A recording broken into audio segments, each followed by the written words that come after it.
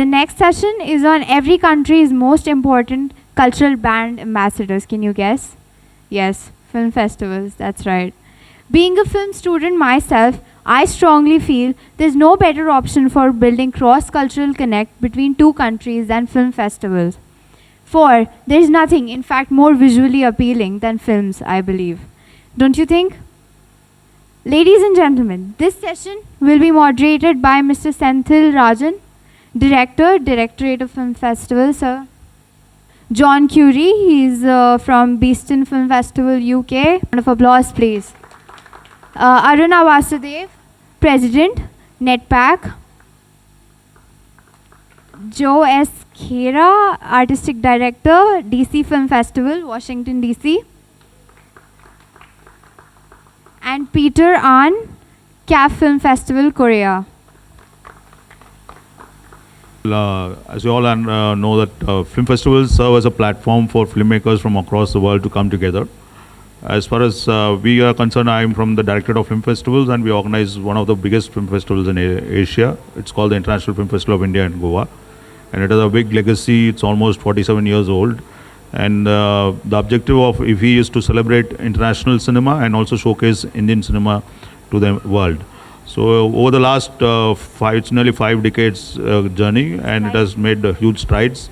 Madam Aruna has been part of that process earlier in the earlier years, 70s too. So,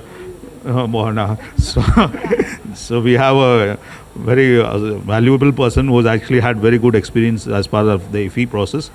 And I think as a country, for every country, there is a flagship festival which everybody looks forward to, which actually showcases the cinema culture of that country. And IFFI, that way, is a big brand ambassador. And similarly, every festival from each of the countries.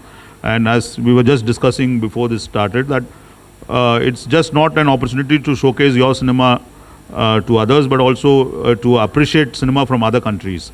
So it's a perfect platform. And I think with that, now, film festivals, as we see over the years, have been evolving, and as technology changes, so such in terms of distribution is also process is also changing.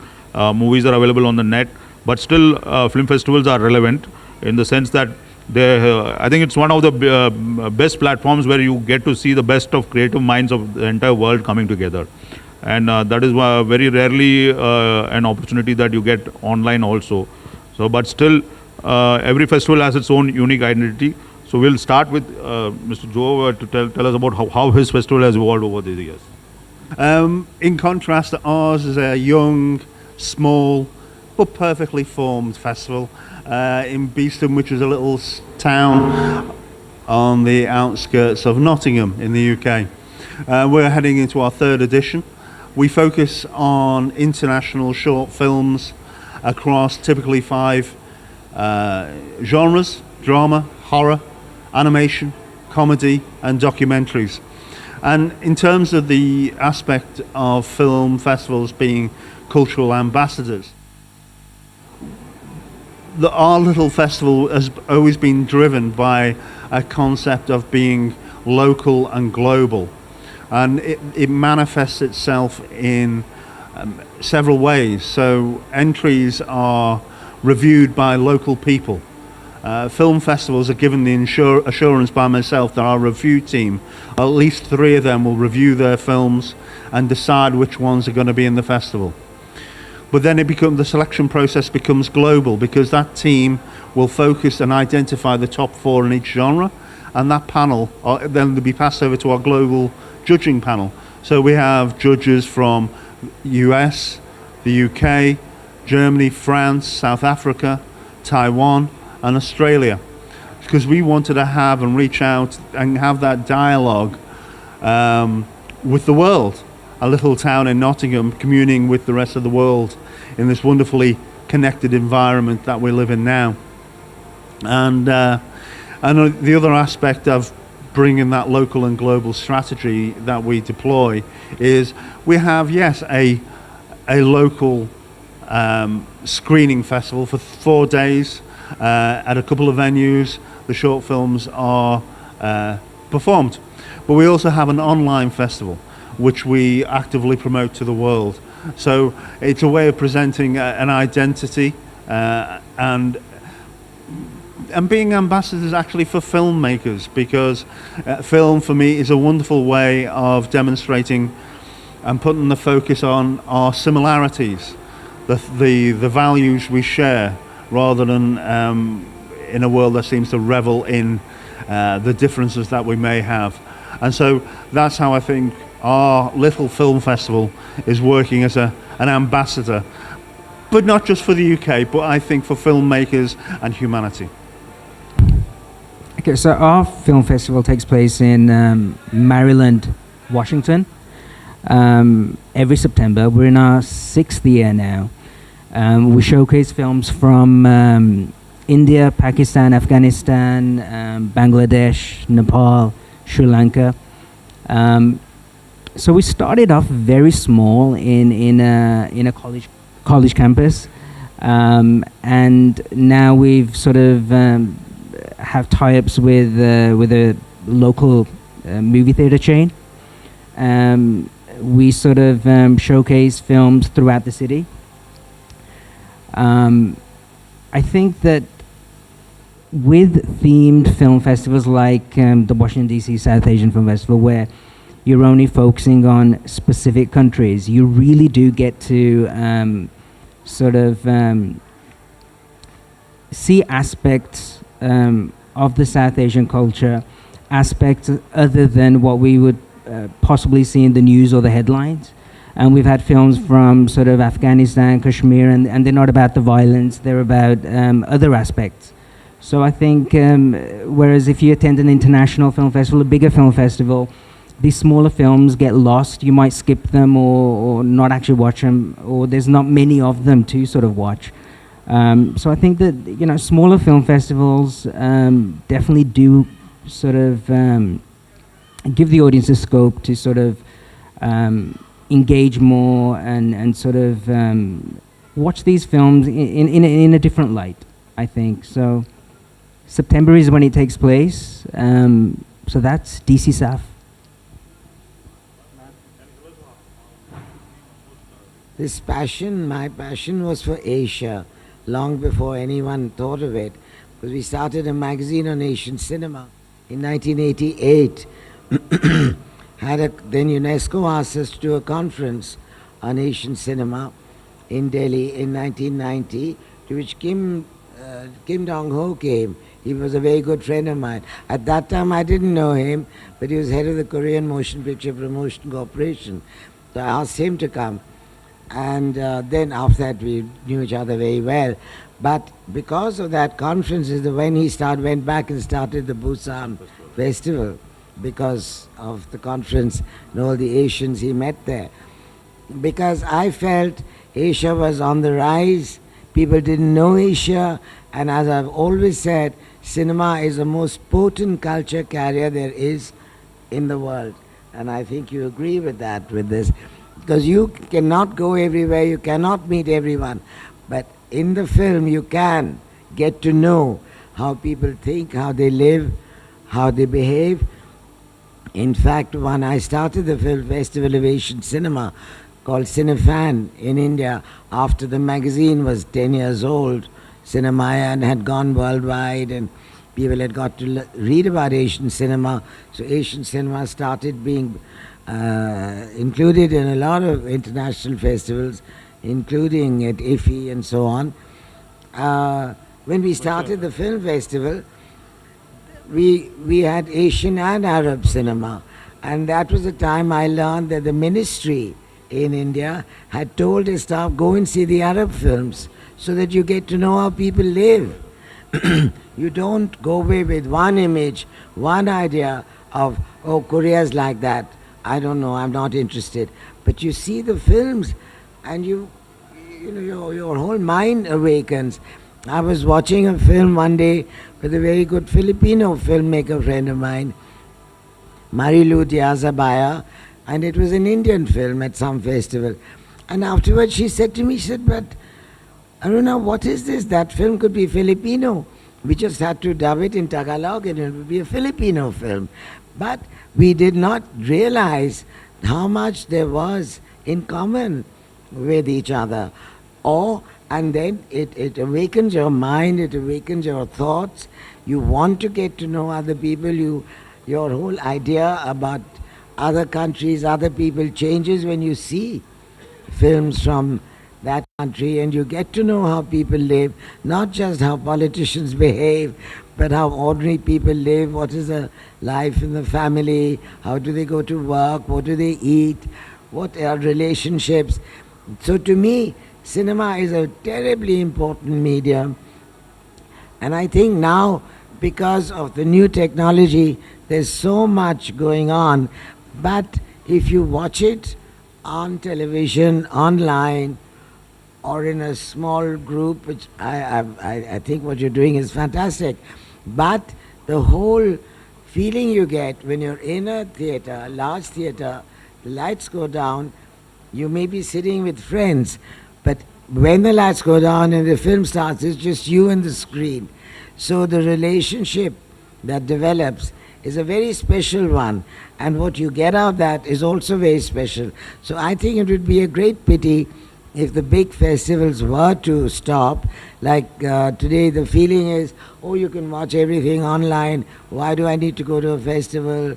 Why put up all that money into a festival? I'll watch it online. And a lot of people are downloading films and watching them online, but it is just not the same thing. As a result of which, the way of making films is also changing, which is inevitable when the technology makes it possible for everyone to go and make a film. Then naturally, it's a different world we're living in. I'm talking of another world. But I think that world I'm talking about has not completely gone yet. People still get a lot of pleasure and a lot of satisfaction out of being in a large theater and watching a film. And what to me is a major, very important part of a film festival is not just to show the film, but to have the director there, to make it possible for the audience to interact. If you come out of the film and the director is there, just sitting around, and you can go up and talk to him, like when we had all kinds of people, like Mohsin Makhmalbaf would be sitting outside, and the audience said, I can talk to Mohsin Makhmalbaf. Their whole feeling about the film changed. So I think at a festival, to bring people together, to give the audience a chance to be able to talk to the directors is very important. It creates a very different feeling. But it's a different world, so it's in your hands. I'm now stepping back. Thank you. Okay, we have from a friend from Korea, so we'll take his views on how the festival circuit is in Korea. I'll try to be a little faster because I know you have another appointment. You're late. Hi, my name is Peter An. We host a film festival in Seoul, South Korea, and we had it in this year, July 14th to 21st. And the film festival, as an ambassador, I like to just give two interesting thing with our film festival. The first thing is, we have assigned the jury to select the films for the film festival, but also we expose every film festival submitters film trailers in the website and expose to the minimum 100,000 film community members. So that's another point. But also we have the 7 official juries from film festival to select the films for awarded. And another interesting part for our film festival is not only we present films around the world, but we also make a film distribution contract for the territory of South Korea.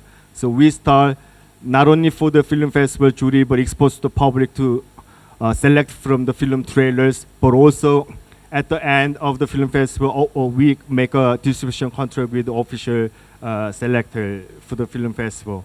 So thank you, and I'm really pleased to be in this event, which is my first time experience in India, and I wish I experienced more about this event and go back to Korea safely. Thank you.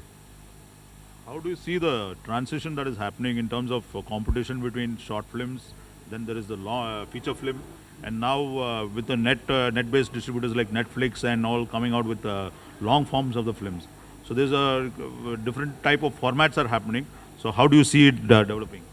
Running a short film festival for a couple of years now, it's become very clear to me about how the program creates something quite unique.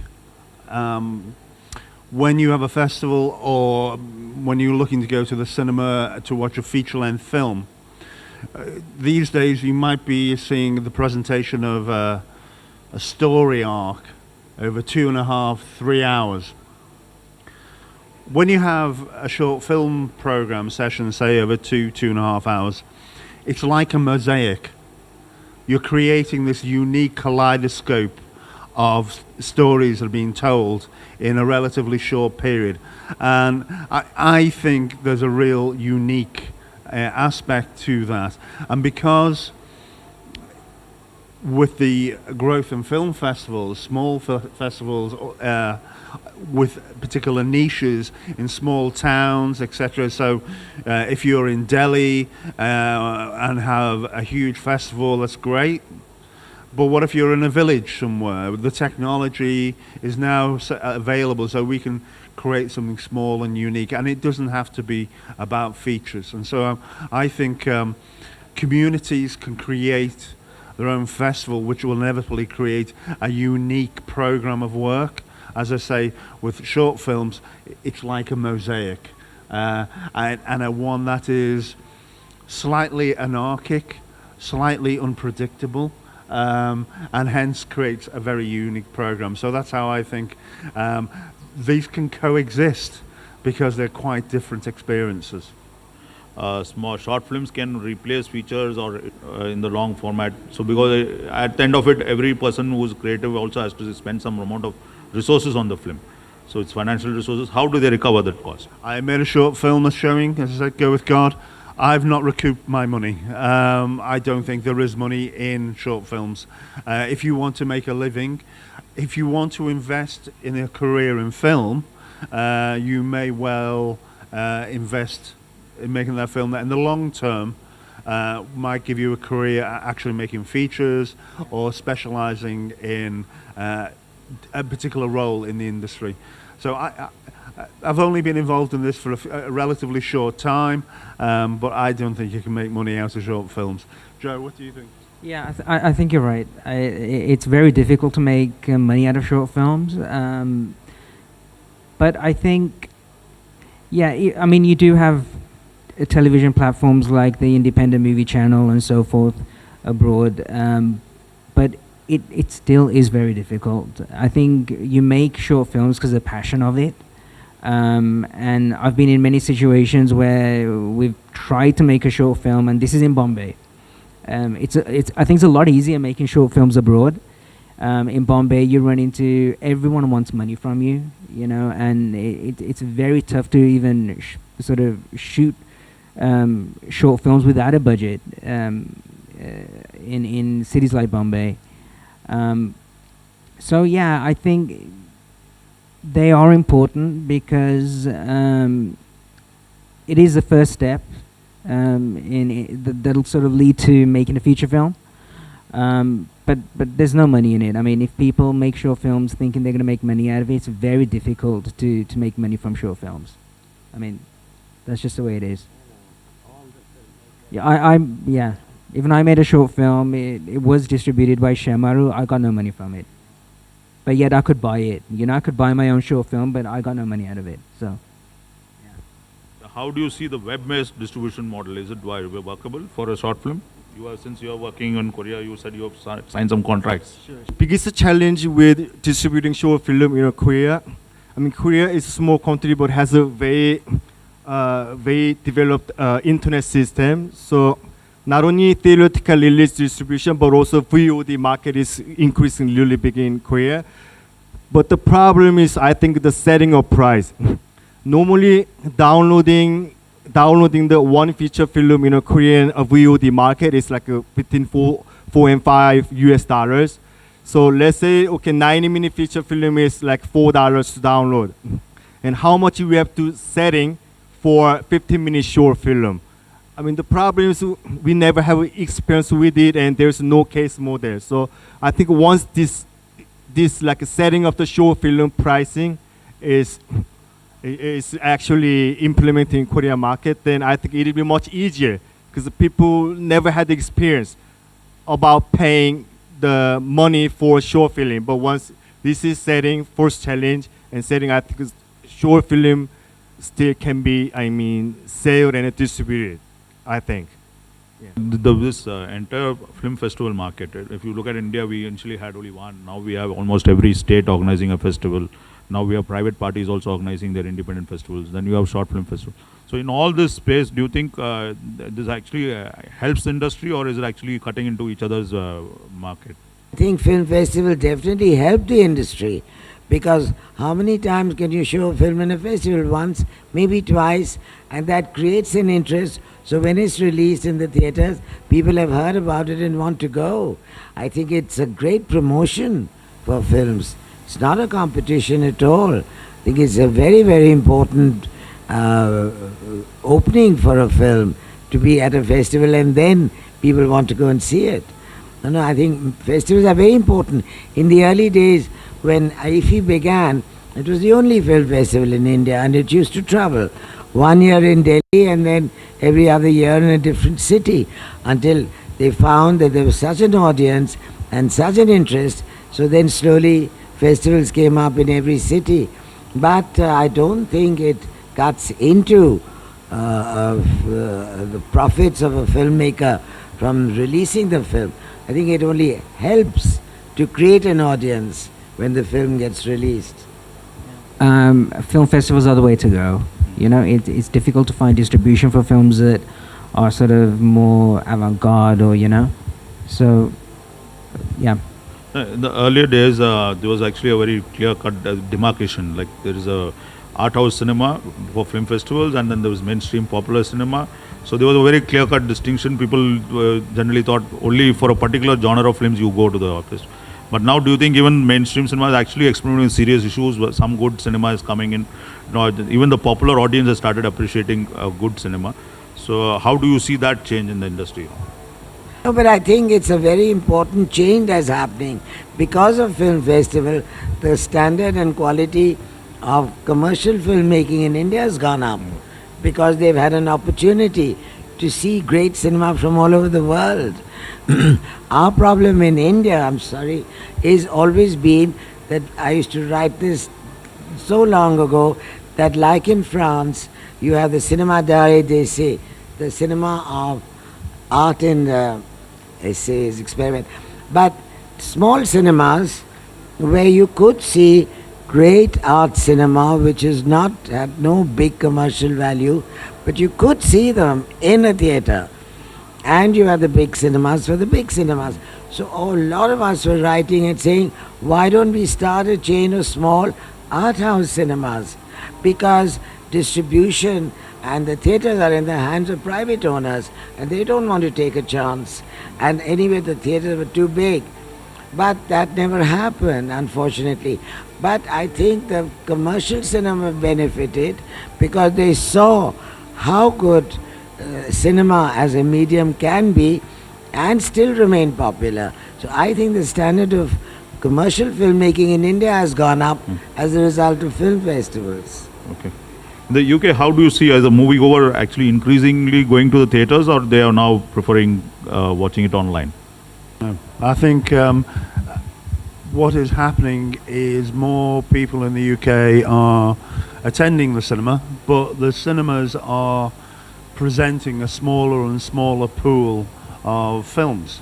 I think although there have been some drastic changes in technology, the means of production of films become so much more accessible. I think there are many more films being made. However, in the theatrical sense, the volume of cinemas have decreased. The spread of ownership, the relationship between the cinema owners and the studios producing the films are very narrow. The marketing budgets of those studios are huge.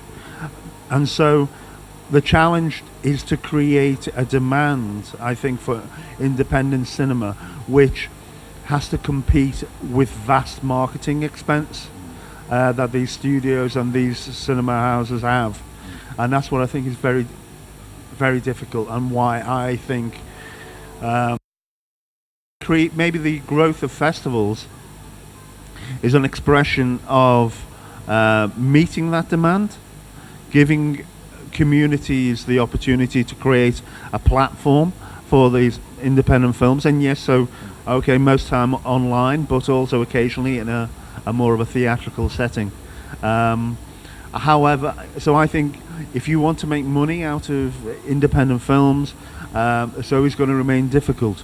But your ability to produce, the cost of production continues to fall. The drivers around quality, which still remain the same, are around writing, performing. It isn't about having access to good cameras, good editing suites. That side of the technology we can do very cost effectively. So I don't anticipate mainstream cinema embracing independent films, because they want to make money after the investment they've made. So, but I think in an anarchic kind of way, the means of producing films has become lower cost. I think the means of producing effective film festivals has come down as well. So we will have that kind of environment. So big cinemas doing big studio work and small festivals doing independent work. Now, as you see, if you nowadays mainstream cinema, if you look at Hollywood, Hollywood has started dubbing its films in Hindi and releasing in the Indian market.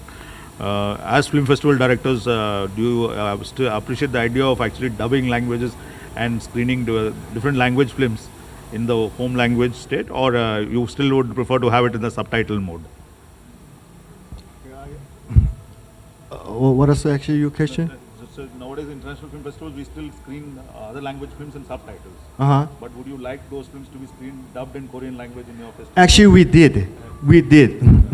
We presented 4 feature films and 17 short films around the world. Normally, film festival they gives English subtitle. That's very typical. But instead of we putting a English subtitle, because Koreans they are having actually not many Korean understand English well. Especially they have to watch the screen and it has to read the subtitle English. So we tried, even if spend some money, we translate every films and putting a Korean subtitle, which needs to be some spent some time in the translation course. But we did for our film festival this year, and Korean audiences really loved who does not understand English. So you had the subtitles, or you dubbed? Subtitles in Korean language. But you didn't dub. It was. We didn't dub. Dub. Too much money and spending time. Yes. Yeah. But I think it takes away from the film when you dub it, doesn't it? It defeats the purpose of sort of a film festival. So that talking in a local language, it actually doesn't come out in that same sense. So, but otherwise, if you look at it, otherwise, the market why it is doing quite good business, because most of the Hollywood films dubbed in Hindi are doing more business than some of the Hindi films themselves. Maybe adjacent to that, I believe the latest Jason Bourne movie only had 300 words or 200 lines in the whole film, so dubbing is not a problem, because hey, we'll run around and shoot and kill people, and that's all we need to do. So, are there any questions from the audience? It's such a, I'm so lucky that I got all of you in a same stage. I'm a short filmmaker, and I already made 4 short films. And you all know that I just heard it's true that there is no benefit of making a short film economically. There's no money. It's true. Even it got distribution, nothing comes. But thing is that when we are trying to put our film on festival, there is a fees. Sometimes we are asking for waiver, but sometimes it's approved, sometimes it's not. But thing is that if you are selling tickets to the audience, So why not you are giving little bit share to the filmmaker so that he can produce, make another short film? Because as a filmmaker, I believe that I am planning my first feature film. But before that, at least I have to do practice. I need practice. Because as I have to go in a film school, or I have to assist someone, or I have to start my own production little bit. As a filmmaker, I believe that I'm now just doing short film because I want to make a feature film. But if I get little bit money back from every festival, then maybe I will get my money budget for my upcoming films. Then I hope that one day I will start my own feature film. I think all the film festival directors are here. I think you also think about the filmmaker too. Then we'll be able to produce more short film and we can send you lots of film. Otherwise, it will be really difficult, And I want to add one thing, that is, lots of people say short film have no market, no bazaar, nobody want to watch short film. I'm not agree with this. I already visit 41 festival, and each and every festival was full of people, and people want to watch films because nowadays people don't have lots of time. If you are even put it in YouTube or put it in any other site, people are just want to watch it. Even if it's in 15 minutes, 20 minutes, it take a little time, so people can watch more films. And after 15 minutes, if someone is not interested, he just left. So I think there is a market of short film, but we have to think more so that filmmaker, film producer, got interested in producing short film, and we can get lot of short film with the different theme, topic. So just think about it. I believe that lots of more short film will come to your festival. Thank you. Many valid points, and I do agree. It would be nice if film festivals could give you some money for your short film, but there are so many costs associated with film festivals running them, venue costs, and a lot of these other things.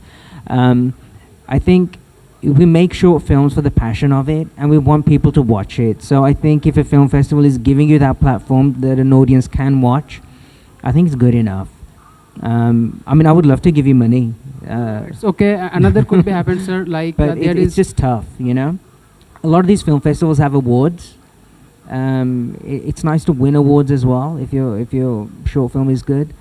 But I do agree with what you're saying. It would be nice if we could sort of give filmmakers some money back just for screening their Sir, films. another is a pitching session like feature film. We have lots of festival offering pitching session that you're pitching and got funded from the festival. But for short film, I think if some festival start, then we can start thinking that write a good script, and you just take submission like films, like 50 script, 10 good script, and then finalize and ask ourselves to pitch our script to you, and then you finance one script, at least one film a year. I believe it could help us. I understand that you are providing us platform. That's why lots of filmmakers growing up themselves and just dreaming and filming.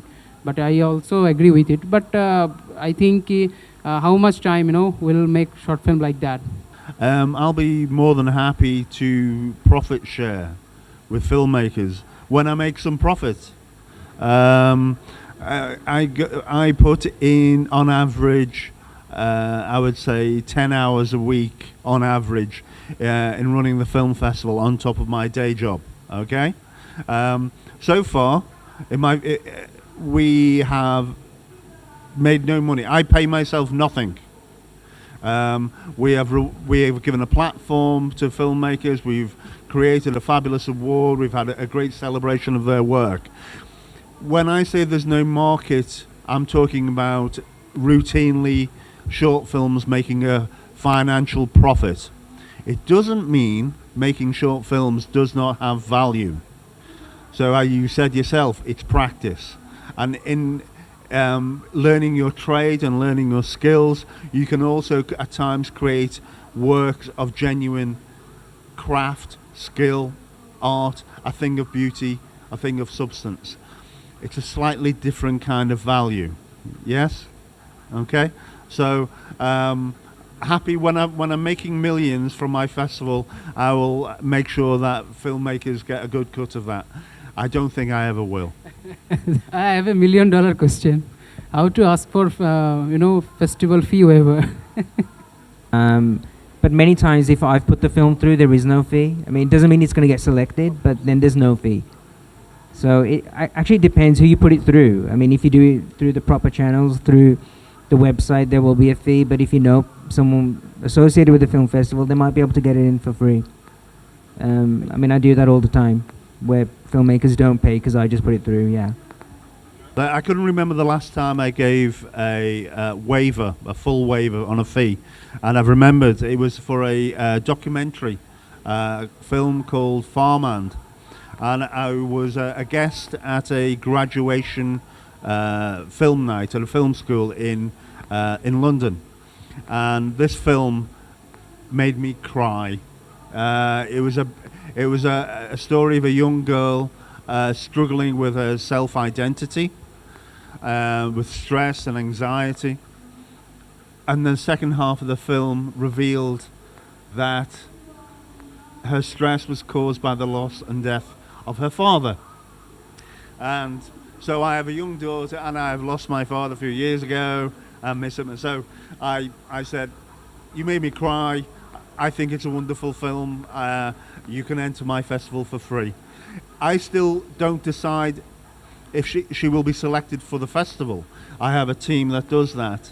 But as a festival director and having had a deeply emotional experience with a wonderful film, I thought I want people to have a chance to see this.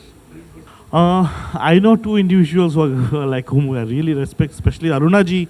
I, as a student of cinema from Jamia Millia Islamia, I can say that I actually grew up on two festivals. That one is Cinefan and others is IFI.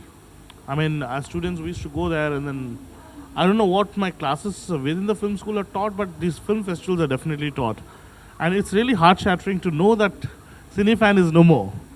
Yeah, ma'am. Now, when filmmaking has become more accessible to people with digital revolution coming in and lot of film schools coming in, had Asian Cinefan been alive today, it could have done amazing things. So, is there any way that it's going to get revived? Okay, but at that point of time, did you ever think of a thing like Film Bazaar? Now, I believe, though it is an FDC, but it's part of IFI, which is doing amazing work. A lot of little festivals are happening in Delhi, and people think they're big festivals. The Jagran, then there's some other one, and the Delhi Art International Festival. But I don't hear very good things about them. They're not organized with any vision. See, when you do a festival, you must have a vision. You just don't say, oh, let me collect how many films I can and show them. You must have a vision that I want people to see these films that I care about, because I think whatever it is that you decide in your mind you want to do, and then build a festival around that vision. Don't just get a collection of films and show them. And that's not happening. If we should have a screening of a selection of its films in Delhi also. IFI actually has now found a permanent home in Goa, so it's now decided we are doing most of the screenings in Goa. But we will try to bring some international films to Goa, but these are in packages. We have done some with particular countries, and hopefully we will work out a mechanism where we can take a section of the films to Delhi also.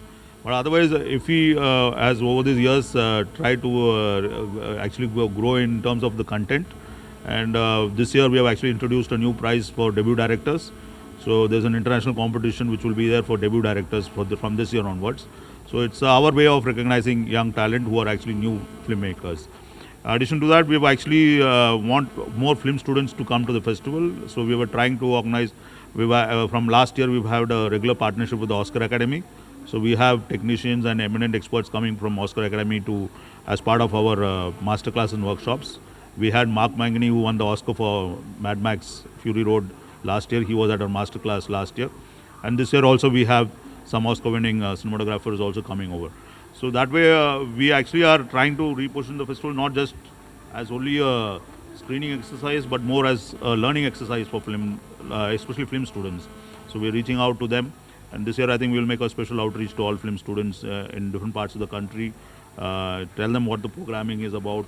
We will use our social media and web pages more aggressively so that people can actually come and watch films. Last year in IFFI we had almost out of the 190 films that we screened, we had 70 films which are actually the official entries of 70 countries to the Oscars. So that was the quality of the films that were screened. So I think that way it is very rare that you can get such good films in one single platform.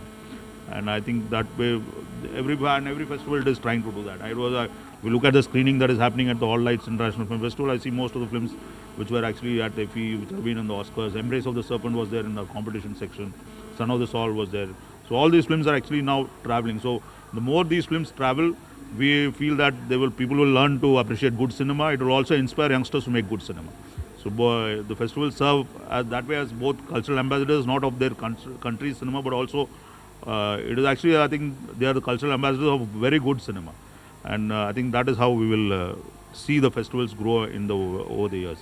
I think with that, if there are no more questions, we will close the session, I think.